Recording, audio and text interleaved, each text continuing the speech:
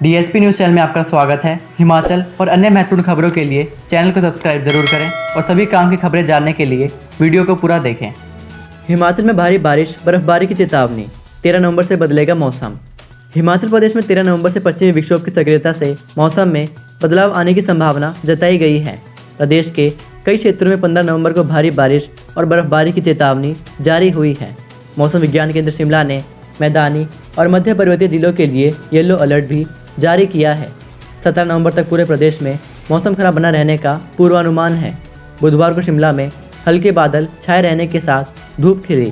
बुधवार को प्रदेश के अधिकतम तापमान में 1 डिग्री की कमी दर्ज हुई। 5 संक्रमितों की मौत, 30 से ज़्यादा शिक्षक पॉजिटिव। हिमाचल प्रदेश में 5 और कोरोना संक्रमितों की मौत हो गई है। नैचुक मेडिकल कॉलेज में बुधवार सुबह कोरोना से 2 और लोगों की मौत हो गई।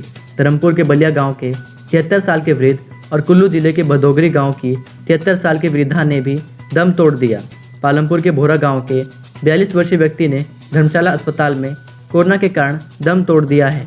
वहीं प्रदेश में बुधवार को 519 नए मामले आए हैं।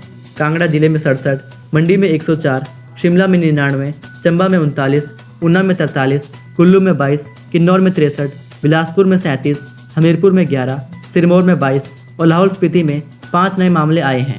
इसके साथ ही प्रदेश में कोरोना संक्रमितों का कुल आंकड़ा 27,001 पहुंच गया है। 5220 सक्रिय मामले हैं। 21,358 मरीज ठीक हो चुके हैं। अब तक 395 संक्रमितों की मौत हो चुकी है।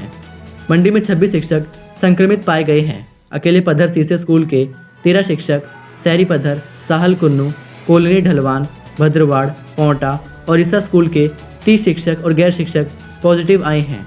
इसके अलावा आईआईटी कमान के 2 छात्र और 1 कर्मचारी का बच्चा भी पॉजिटिव आया है।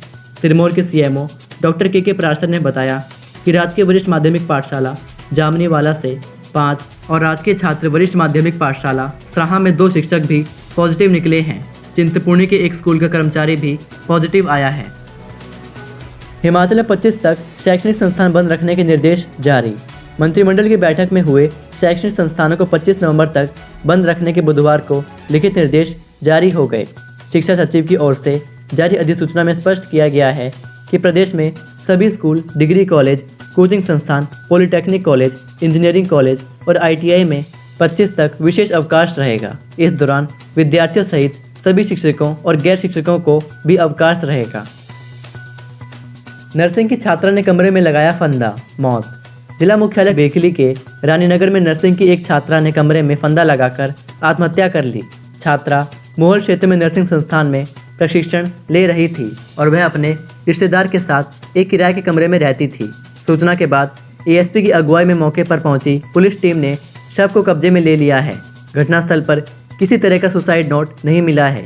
इसकी पुष्टि पुलिस अधीक्षक कुल्लू गौरव सिंह ने की है। उन्होंने कहा कि छात्रा के परिजनों को सूचना दे दी है। युवती ने यह कदम क्यों उठाया है, इसकी जांच की जा रही है। बिहार में भाजपा की जीत पर शिमला में जश्न, मिठाइयां बांटकर नाचे कार्यकर्ता। हिमाचल भाजपा अध्यक्ष सुरेश कश्यप ने कहा कि बिहार में एक बार फिर मजबूत एनडीए की सरकार स्थापित हुई है।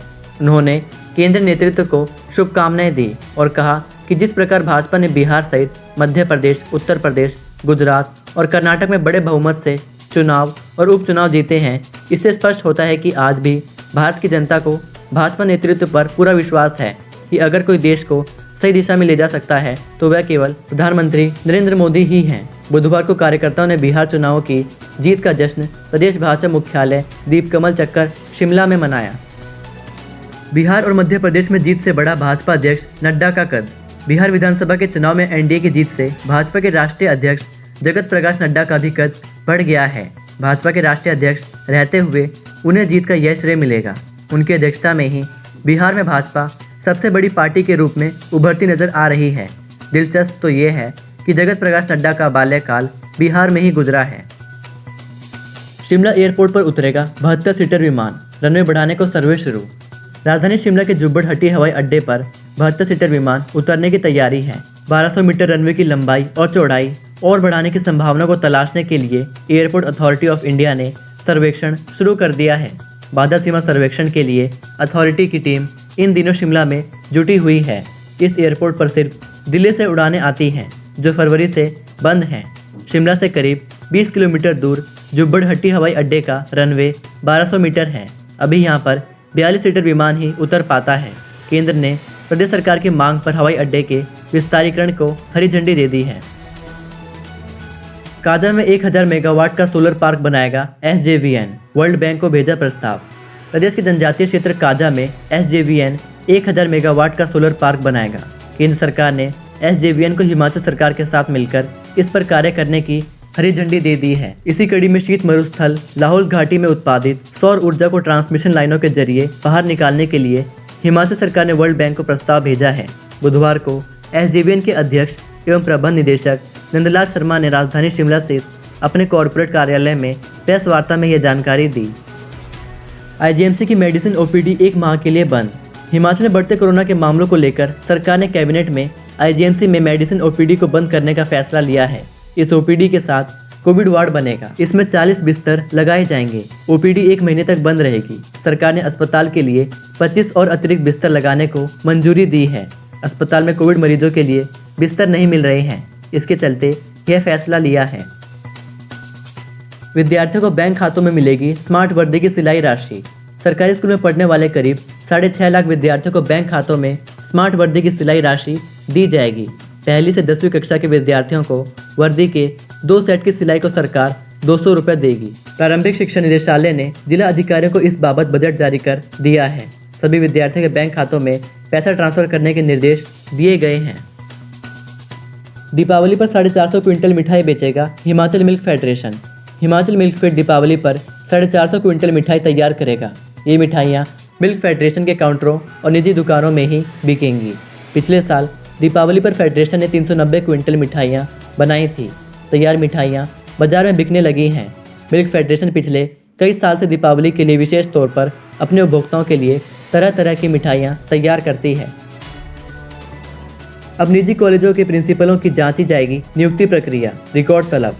हिमाचल के 10 निजी विश्वविद्यालयों के कुलपतियों की शैक्षणिक योग्यता और नियुक्ति प्रक्रिया की जांच पूरी होने के बाद अब निजी कॉलेजों के प्रिंसिपलों की नियुक्ति प्रक्रिया जांचने का काम शुरू हो गया है। राज्य निजी शिक्षण नियामक आयोग ने सभी डिग्री, तकनीकी और मेडिकल कॉलेजों से रिकॉर्ड मांग लिया है। प्रिंसिपलों की शैक्षणिक योग्यता की भी जानकारी देने के निर्देश दिए गए हैं। इसके अलावा निजी विश्वविद्यालयों में नियुक्त शिक्षकों के रिकॉर्ड खंगालने का काम भी शुरू हो गया है।